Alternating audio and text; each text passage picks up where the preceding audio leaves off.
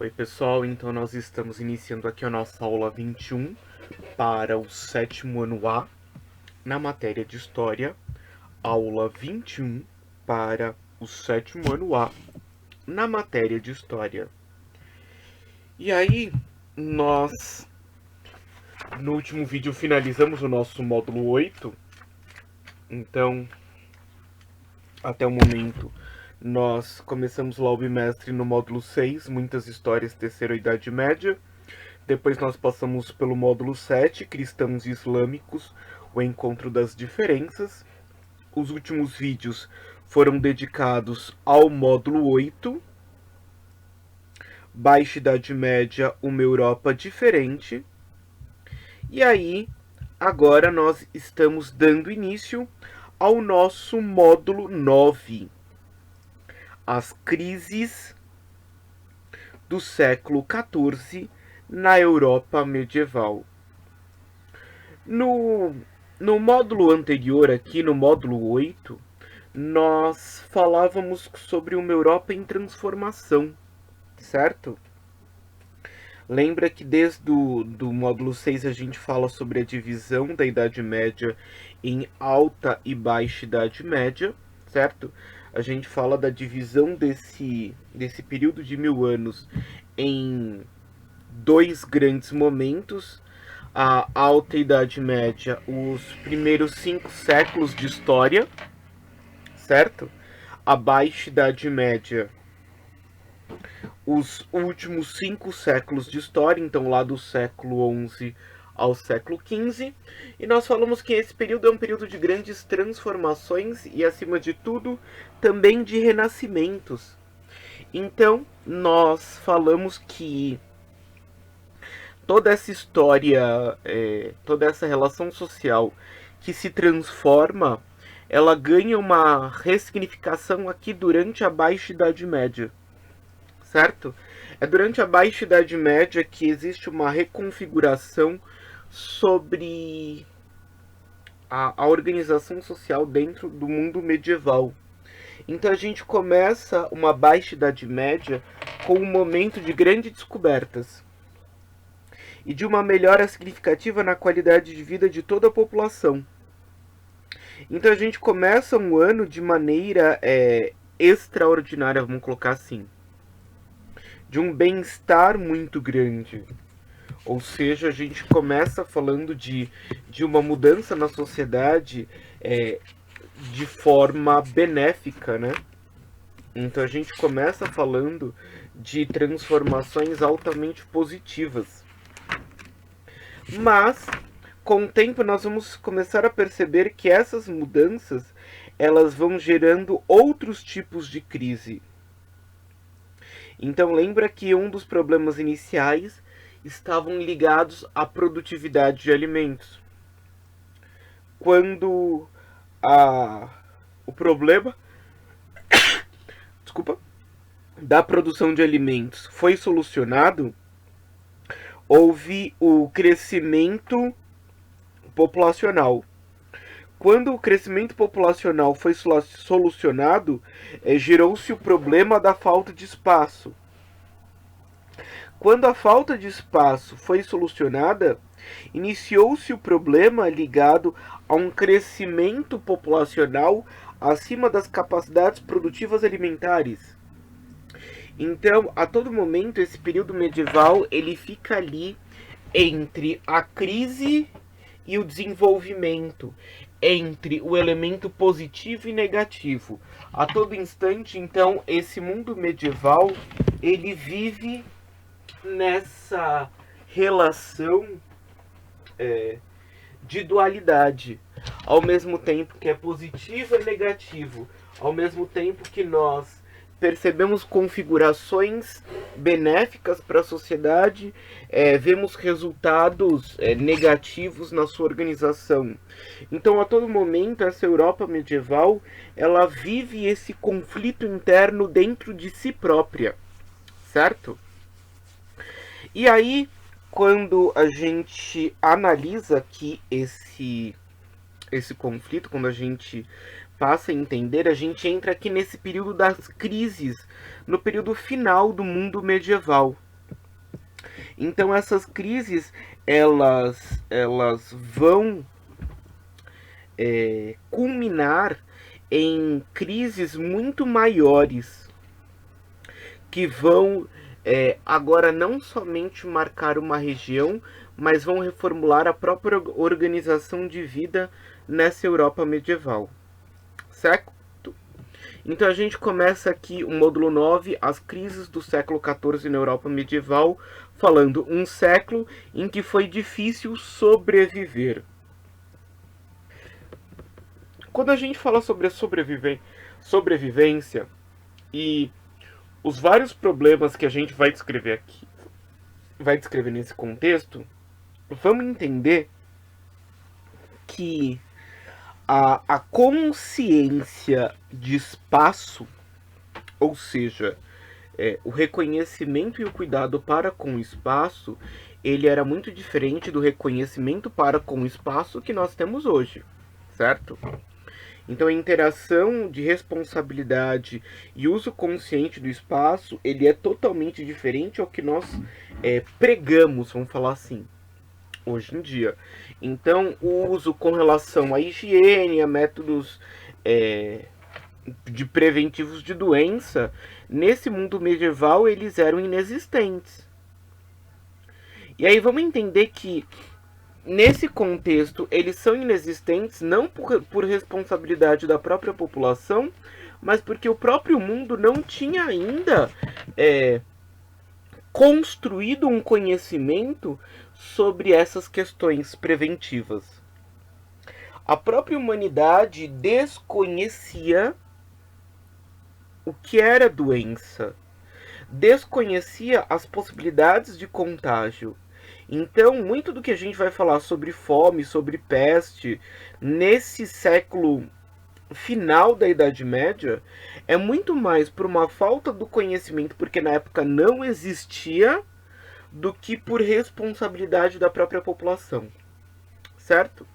Então, depois de séculos de melhorias na produção e nas condições de vida da população europeia, de crescimento comercial e urbano, de diversificação de atividades e opções sociais, a Europa experimentou no século XIV e metade do século XV uma grave crise. Clero, nobreza, burguesia e servos foram atingidos pela crise e o índice de mortalidade alcançou níveis assustadores. Não foi por acaso que essa situação inspirou vários pintores a representarem essa desolação que tomou conta da Europa no século XIV. O que teria acontecido na Europa para reverter a onda de crescimento e dinamismo econômico urbano? Quando a gente fala desses questionamentos, o que aconteceu de errado, ou o que foi feito de errado, na verdade não houve erro. Mas nós estamos aqui diante de um crescimento nunca antes vivenciado no mundo. E esse mundo europeu, ele se desenvolve de uma maneira tão inesperada, onde a própria população não se encontrava preparada para acolher essas novas necessidades. Então lembra que a gente falou lá no módulo 6, 7, de invenções que melhoraram a qualidade de vida. Mas todas essas invenções que melhoraram a qualidade de vida, elas foram funcionais durante curtos períodos de tempo, durante condições muito específicas. Quando eu tive um crescimento populacional além das minhas capacidades que eu tinha criado naquele momento, o problema permaneceu. Na verdade, o problema ele ganhou novos rostos, muitos outros rostos, porque eu não tinha a possibilidade de garantir uma produção alimentar para toda aquela população que surgiu. Houve o que a gente chama dentro da demografia de explosão demográfica na Europa. E essa explosão demográfica, mesmo ela tendo sido consequência de algumas descobertas, essas descobertas não foram capazes de garantir um desenvolvimento, de garantir uma melhoria nas capacidades. E essa é a grande questão aqui. E aí, um dos problemas diretos dessa consequência, desse crescimento demográfico exagerado, ou desse crescimento que a gente pode colocar superior às capacidades de bem-estar, é a questão da fome, certo? Então, quando a gente fala dessa questão da fome, a gente vai entender que essa produção de alimentos ela não foi capaz de atender a necessidades desse novo número populacional. A Europa vinha de um período de bem-estar social inquestionável. A Europa vinha de um período de melhoria das capacidades econômicas de maneira inquestionável. No momento que essa sociedade deixa de ter a capacidade de produzir de uma forma que atendesse às necessidades, nós temos esse caso da fome. E aí essa escassez que começa dentro dos feudos, ela chega até as cidades. Imagina que as cidades elas têm um problema agravante, que a cidade não é produtora rural. O que isso significa? A cidade ela era totalmente dependente do que o campo produzia.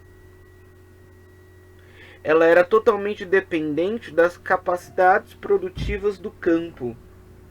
Então, se a cidade é totalmente dependente da capacidade produtiva do campo, se eu tenho um problema no campo, eu, consequentemente, terei um problema na cidade.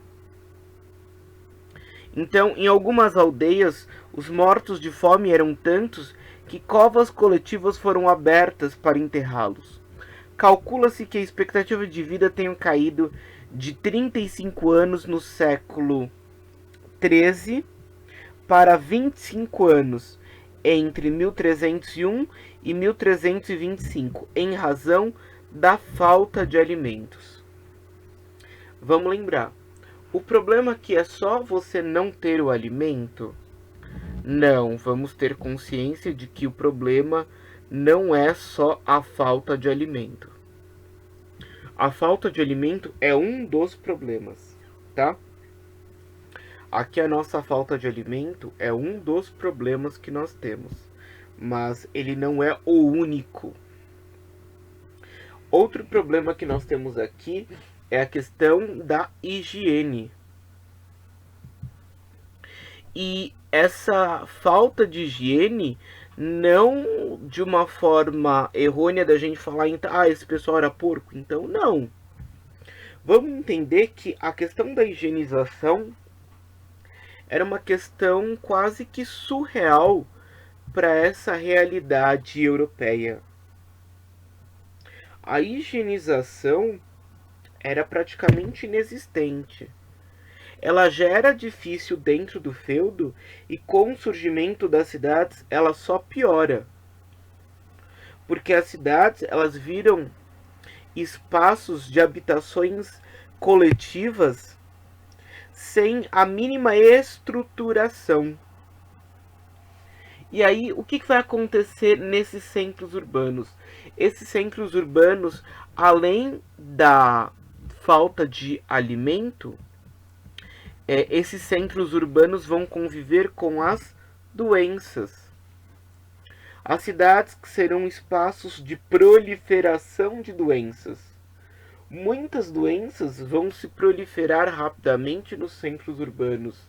As cidades vão viver quase que constantemente com grandes epidemias. Vão viver dentro das cidades a disseminação de doenças muitas vezes quase que mortais, dizimando grandes partes de suas populações. Então, aqui quando a gente fala da questão da peste, a peste ela está ligada diretamente à questão alimentar, mas ela está ligada diretamente à questão da higienização. A peste, então, a peste negra ou a peste bubônica, ela recebe esses dois nomes, ela tem por responsabilidade a falta de alimentos? Sim. Mas ela tem por responsabilidade também a higienização. Vamos lembrar que essas doenças, como a peste aqui, ela se inicia nos grandes centros urbanos. Então, o problema de higienização, muitas vezes, ele está dentro das grandes cidades. Ele está dentro dos grandes centros urbanos. E aí a gente tem aqui: novos moradores construíram suas moradias coladas às que já existiam. Não havia sistema de esgoto e limpeza de ruas. A limpeza de ruas estreitas era insuficiente e muitas vezes o lixo se acumulava. A água que se consumia acabava contaminada pela sujeira. Além disso, os hábitos de higiene da população europeia eram diferentes dos de hoje. Na Baixa Idade Média, em conventos, há registros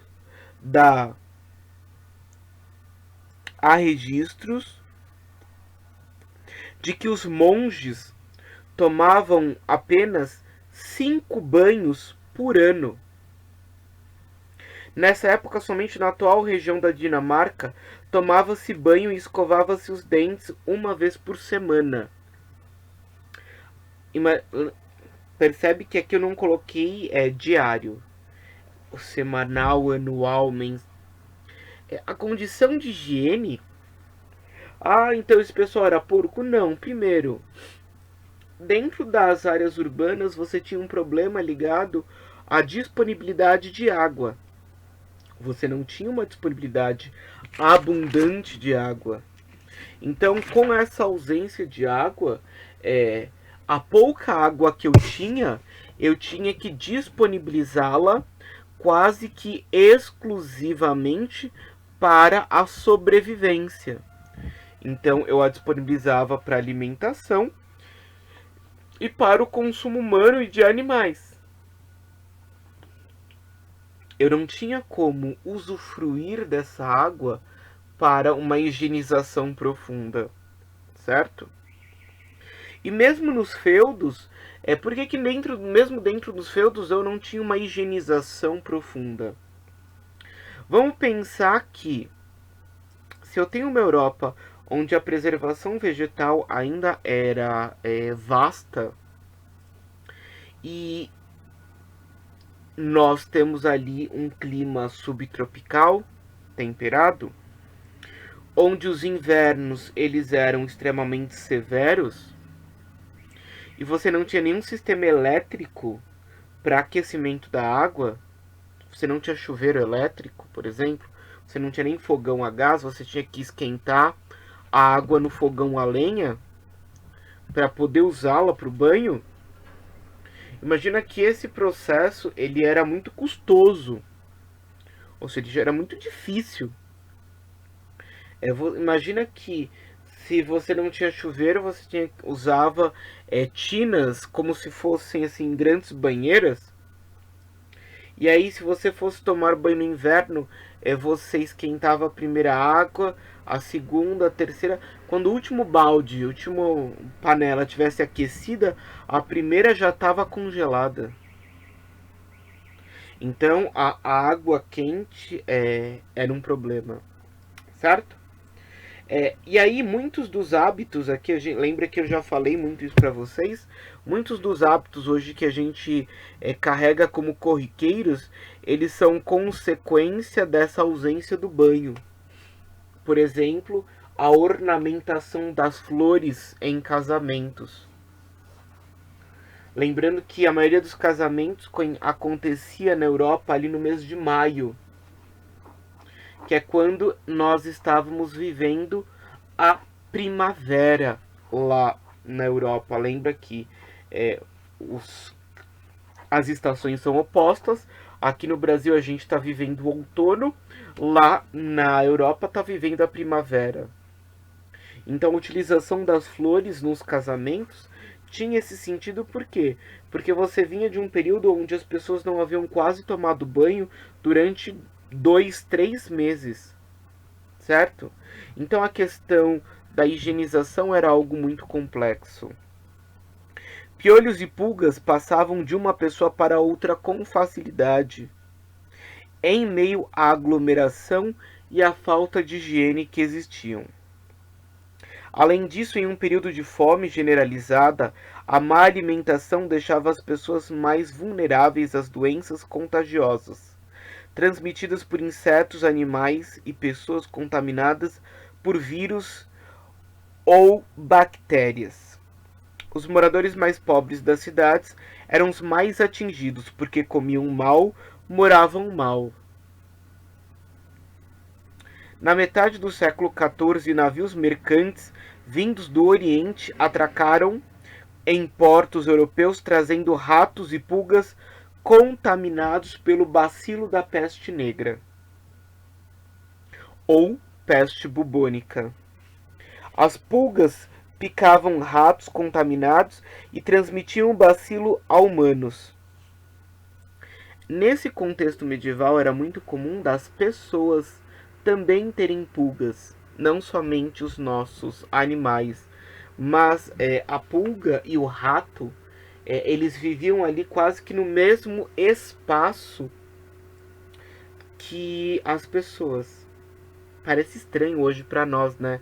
Pensar que as pessoas conviviam no mesmo espaço que ratos, pulgas, piolhos, mas infelizmente devido à condição de higienização, era desta forma que as pessoas viviam. E nesse contexto, a transmissão de doenças ficava muito mais fácil. Daí a peste negra ter sido tão avassaladora, tá? Esse inchaço populacional que as cidades viviam, essa grande concentração de pessoas que as cidades viviam e essa falta de higiene facilitava esse processo de transmissão de doenças, facilitava essa disseminação de vários vírus e bactérias dentro dessa sociedade e nessas realidades. Novamente falando, por mais estranho que pareça para nós, essa era uma realidade comum ao mundo europeu, certo? Por mais estranho que isso nos soe, isso era uma realidade comum ao mundo europeu. Essa situação. Pulgas picavam ratos, então, que contaminavam os seres humanos. Infectados, os doentes transmitiam a peste a outras pessoas rapidamente. Uma epidemia se alastrou pelo continente. A doença ficou conhecida como peste negra porque as pessoas infectadas apresentavam inchaços de coloração escura, especialmente nas axilas e na virilha. Os moradores de cidades que tentaram se refugiar em feudos e áreas rurais levaram a contaminação até essas áreas também. Nesse contexto, mantendo as suas devidas proporções, muitas pessoas sobreviveram à peste negra vivendo o processo da quarentena, vivendo o processo do confinamento, do distanciamento social. Não totalmente a população, ou seja, não 100% da sociedade, mas grande parte da sociedade. Nesse contexto, vão surgir várias teorias e várias formas também de discriminação. Muitas pessoas contaminadas com o vírus, com a bactéria aqui da peste negra, elas não morreram necessariamente da peste, mas muitas morreram de fome. Porque como não sabia-se de como se evitar a contaminação, quando uma pessoa da família apresentava os sintomas, os outros membros abandonavam a casa, essa casa era trancada e o doente ficava lá dentro da casa esperando para morrer sozinho. Então muitas pessoas morreram não por causa da peste, não por causa da doença, mas morreram literalmente de fome, certo? Em muitos lugares era comum que em casas onde tivessem pessoas contaminadas se prendessem panos ou se marcasse com letras vermelhas indicando que ali naquela casa existia alguém contaminada. Então a peste era um medo generalizado do continente europeu, certo? E aí quando a gente fala sobre essa questão da peste, a peste negra ela vai reduzir a população europeia drasticamente. Um grande número de pessoas elas vêm a óbito por meio da peste negra, certo? Então a população da Europa ela é dizimada por meio dessa bactéria. E aí uma das imagens mais marcantes que nós temos da peste negra, está até aí na tela, esse quadrinho em cima, a primeira imagem no canto superior da tela aí, vocês têm a imagem dos médicos que usavam essa roupa que cobria o corpo inteiro e uma máscara que lembrava um bico, né? Parecia um bico de um pássaro. Então, quando a gente fala aqui sobre símbolos da pandemia, aqui dos da peste negra, dessa epidemia europeia, nós temos aqui esse símbolo dos médicos que já nesse contexto tinham na máscara uma seguridade, certo?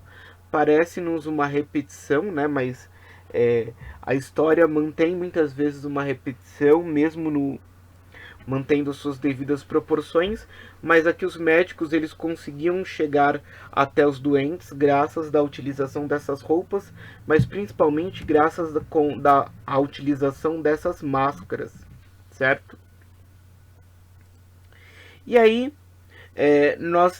vocês têm lá na página 186 um documento da época a respeito do impacto da doença. Quem não viu o tamanho do horror pode se considerar abençoado. As vítimas morriam quase imediatamente.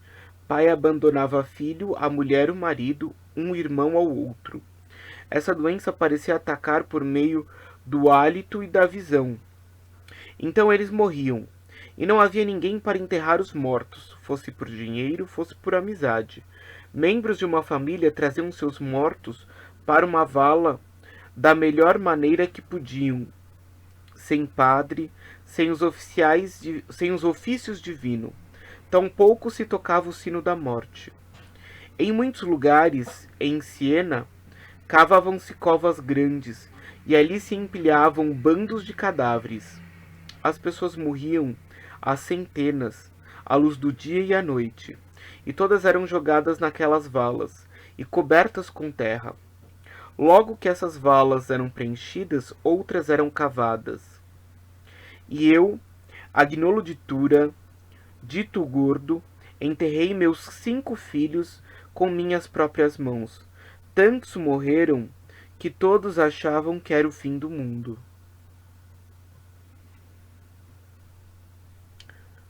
Quem está com a apostila, vale a pena ler de novo e pensar a situação a qual nós estamos vivendo hoje. Logicamente, eu vou repetir, mantendo as suas devidas proporções. Mas para a gente entender a mudança social a qual uma doença é capaz de impor à sociedade.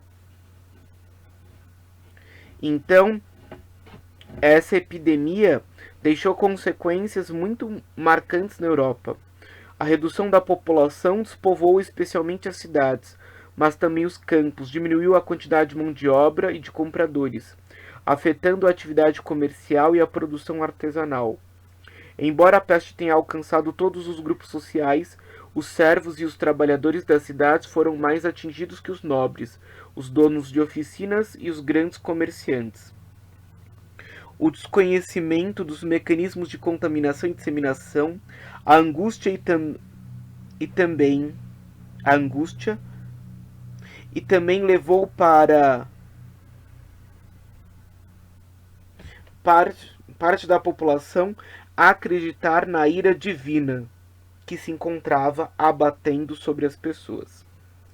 Nesse contexto, quando a gente fala sobre a falta de conhecimento, a sociedade medieval ela é muito apegada aos princípios religiosos, certo? E aí é nesse contexto que surgem várias congregações que buscam explicar essa doença para poder justificar como ação de fé. Então, nesse contexto, nós vamos ter o surgimento de vários grupos aqui no período medieval que vão falar sobre a ira divina. E aí a gente tem um grupo religioso que chamavam-se Irmãos da Cruz. Os seus membros, os membros desse grupo, desse movimento, eles percorriam as cidades e se autoflagelavam, tentando atrair os pecados e obter o perdão divino para a população. Então, os Irmãos da Cruz eram um grupo de religiosos que se flagelavam nas cidades, acreditando que a peste era resultado do pecado no mundo. E aí, outros grupos vão criar outras teorias. Muitos grupos vão falar que a peste negra ela é consequência dos árabes, da presença árabe na Espanha e judeus em toda a Europa. E isso vai dizer então que essa doença veio por culpa desses grupos. O que vai acontecer? Muitos árabes e muitos judeus, eles acabam sendo mortos como culpados pela doença. Muitos judeus, nós temos até o caso da Basileia na Suíça, onde todos os judeus foram presos em edificações de madeira e queimados vivos, porque se acreditava que a culpa pela peste era de responsabilidade daqueles grupos. E aí a gente pensa, nossa, mas mataram judeus e árabes de forma despretensiosa, sem a mínima consciência de que aquilo era uma doença, um ato natural. Infelizmente, ainda hoje a gente tem muitos casos de você culpar um grupo, culpar alguém por um problema, inicialmente por falta de conhecimento, certo? E aí nesse contexto, nós temos muitas revoltas populares. Quando chega o fim da peste, ou seja, quando se resolve esse processo, começam a acontecer várias revoltas populares, porque os poucos que sobraram são os poucos a serem explorados. A grande questão é essa. Os poucos que sobraram são os poucos a serem explorados. E o que é isso? O que traz esse contexto? Significa que as poucas pessoas que sobreviveram são as minhas únicas fontes de renda nesse momento. Certo?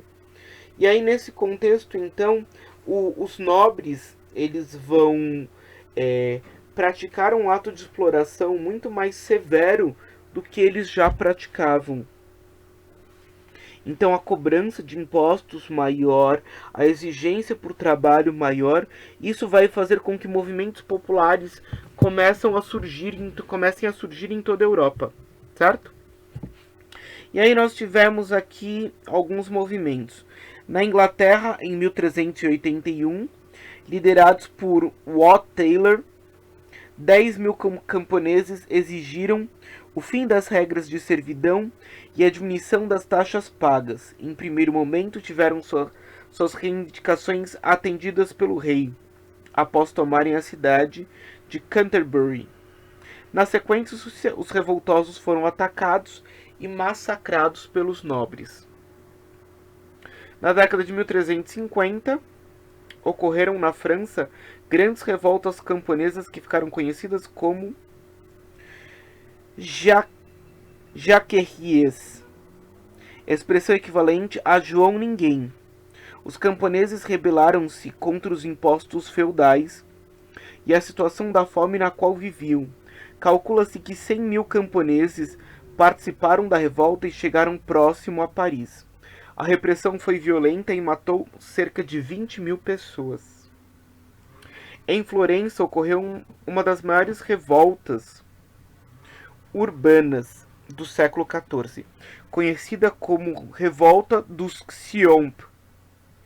Foi motivada pela discordância em relação aos salários recebidos pelos trabalhadores das oficinas e a cobrança de impostos. Ameaçados, os burgueses da cidade reprimiram a revolta com muita violência. Então, nesse contexto, quando chega ao fim essa pandemia, surgem outros problemas, que é o problema da exploração. Lembra, a grande questão aqui, antes nós tínhamos um grande número de pessoas a serem exploradas. Com o fim da pandemia, a maior parte da população europeia veio a óbito. Então, a pouca população, ou os poucos servos que sobraram, eles tinham que atender às minhas necessidades. Eles tinham que atender os meus desejos. E nisso nós vamos ter então várias revoltas, como a gente viu aqui, na Inglaterra, na França, na Itália. Vários grupos se levantam a fim de buscar os direitos.